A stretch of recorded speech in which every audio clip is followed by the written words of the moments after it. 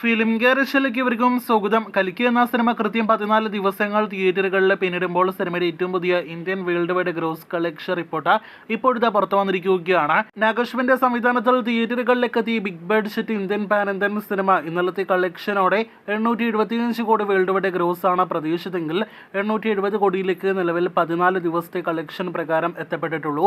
ഇന്നലെ സിനിമയ്ക്ക് 15 കോടി വേൾഡ് വൈഡ് ഗ്രോസ് പ്രതീക്ഷിച്ച സ്ഥാനത്ത് 10 കോടി മാത്രം വേൾഡ് വൈഡ് ഗ്രോസ് കളക്ഷൻ സിനിമയ്ക്ക് നേടിയെടുക്കാനായിട്ട് കഴിഞ്ഞുള്ളൂ. ഇതോടെ 900 കോടി world wide official collection poster ഇക്കഴിഞ്ഞ തിങ്കളാഴ്ച പുറത്തു വന്നെങ്കിലും ഇനിയും 900 കോടിയിലേക്ക് യഥാർത്ഥത്തിൽ സിനിമയ്ക്ക് എത്തപ്പെടാനായിട്ട് കഴിഞ്ഞിട്ടില്ല.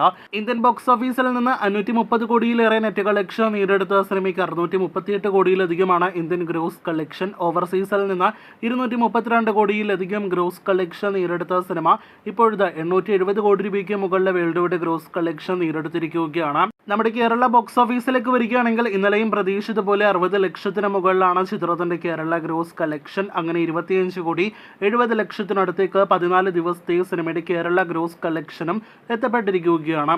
അപ്പോൾ കൽക്കിയുടെ ഫൈനൽ വരെയുള്ള ബോക്സ് ഓഫീസ് റിപ്പോർട്ടുകൾ കേട്ട് പ്രേക്ഷകർ കാത്തിരിക്കൂ. കൽക്കിക്ക് ശേഷം ഇന്ത്യൻ സിനിമയിൽ നിന്നും തിയേറ്ററുകളിലേക്ക് എത്തുന്ന അടുത്ത വമ്പൻ ബിഗ് ബഡ്ജറ്റ് സിനിമ നാളെ തിയേറ്ററുകളിലേക്ക് എത്തുകയാണ്.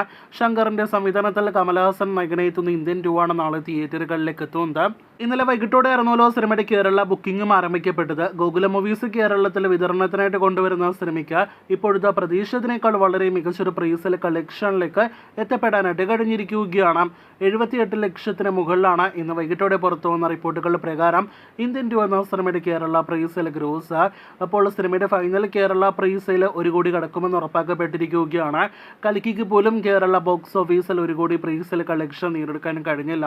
അപ്പോൾ ആകെ മൊത്തത്തിൽ നോക്കുകയാണെങ്കിൽ ഇന്ത്യൻ 2 എന്ന സിനിമയ്ക്ക് കേരളത്തിലെ മികച്ച തുടക്കം നേടിയെടുക്കാനായിട്ട് കഴിഞ്ഞിരിക്കുകയാണ്.